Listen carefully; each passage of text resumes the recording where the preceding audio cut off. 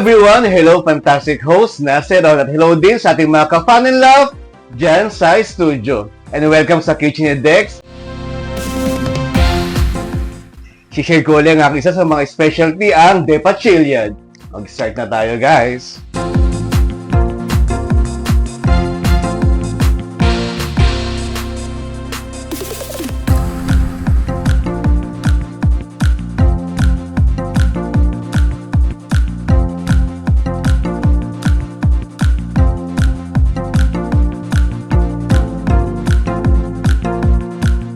Then, start na natin na mainit yung ating kalan.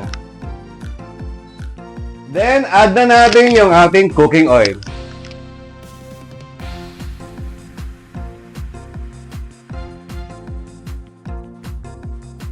Siguro guys, nagtataka kayo, bakit Depachilliad? Sige, i-share ko na. Yung D kasi, galing sa name ko, Dex. Then, yung PA, as in pa, is pasta.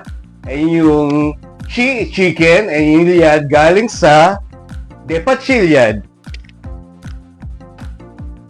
Sa sarili ko tong version guys ng pasta na meron siyang twist ng parang may adobo yung lasa ng pasta natin. And ang gamit natin ay yung chicken liver. Kaya Depachilliad. Then malalaman nyo na maiit na yung kawali natin pag umuusok na yung pan natin. Add na natin yung garlic. Tapos, trivia lang natin. Knowing yung mga Pinoy, di ba, pag may handaan, pag may birthday, number one, iniisip nyo laging spaghetti, sopas. So, kailangan natin na may bagong twist tayo ngayon.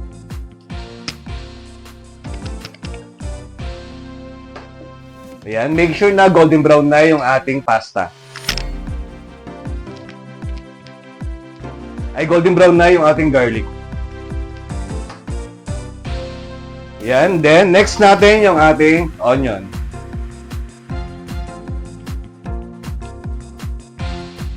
Ganoon din, make sure na golden brown na yung ating mga garlic and onion.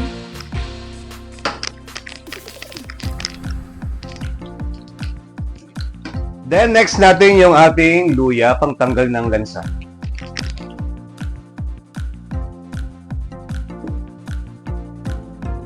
Magantay lang tayo ng 2 minutes na nagigisa tayo para kung manuot yung lasa ng mga ingredients natin. Yung jowa mo nga, naantay mo, ito pa kayong 3 minutes, diba? Ganon. Natawa naman kayo dyan. Tapos, next natin yung ating chicken liver. Yung sa liver, lagi ko naalala yung mama ko kasi tuwing nagkakatay kami ng manok, ang laging request ng mama ko, sabi niya sa papa ko, sa akin yung yung atay ng manok sabi lagi ng mama ko. Yun, ginagawa ni papa ko, binubuko niya lagi yung atay ng manok para sa kanya.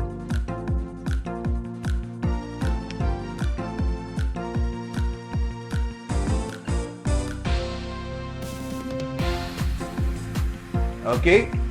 Then, haluin lang natin. Mag-add tayo ng heat sa oven natin.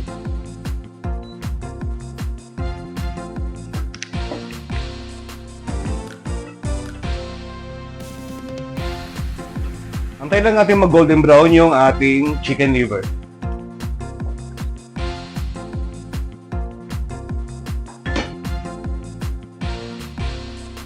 Then make sure na pag naghalo, wag laging sandok gagamitin niya. Pwede nyo siyang ialog-alog para maiwasan nyo yung madurog yung ating mga liver at yung mga sahog natin.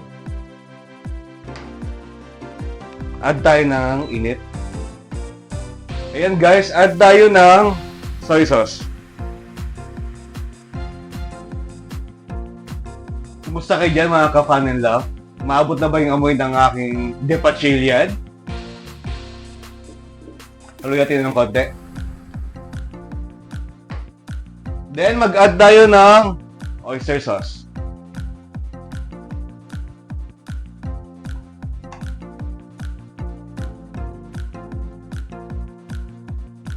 Yung mga friends ko nalaman na magluluto ako, mamaya, mukhang marami uling darating. So, itong ihahanda ko, marami na naman makakatikim, guys. Konting halo. Then, mag-add tayo ng brown sugar.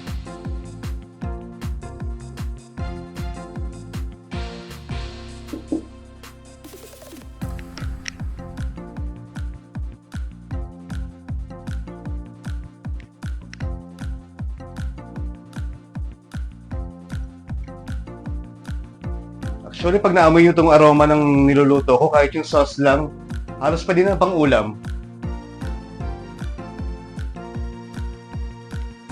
Antay lang nating kumulo ay lumapot yung sauce natin. Then, add tayo ng pepper.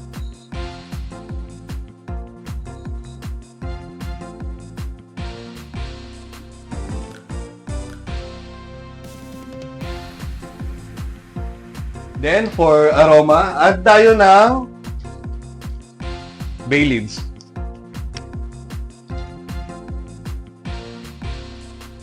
Then, siguro, pakulo lang tayo ng mga 5 minutes to 3 minutes. Pag lumapot na yung sauce natin, okay na to, guys. At gaya ng lagi ko sinasabi, pag malapit na matapos yung luto ko, healthy na to, mga ka-fun and love. Actually, guys, itong Depachillian, na-invento ko yung recipe niya during pandemic time. Kasi naghahanap ako ng food ko. Then nakita ko sa loob ng ref namin, may natira akong chicken liver. Then may nakita ko ng adobo sauce. Then nagkaroon ako ng idea na parang pwede kong gamitin na magluto ako ng pasta. Then nag-add ako ng something na olive oil. Then doon nag-start yung Depachillian. Then kahit yung mga friend ko, guys, nagugustuhan nila yung luto ko. Yung minsan nag-request sa akin na pagluto ko sila, yun. Nagustuhan nila to. So, hindi na pwedeng lagi ng spaghetti, something. Iba, gusto naman yun, guys. So ako, isa to sa mga kinukonsider ko na paborito ko na.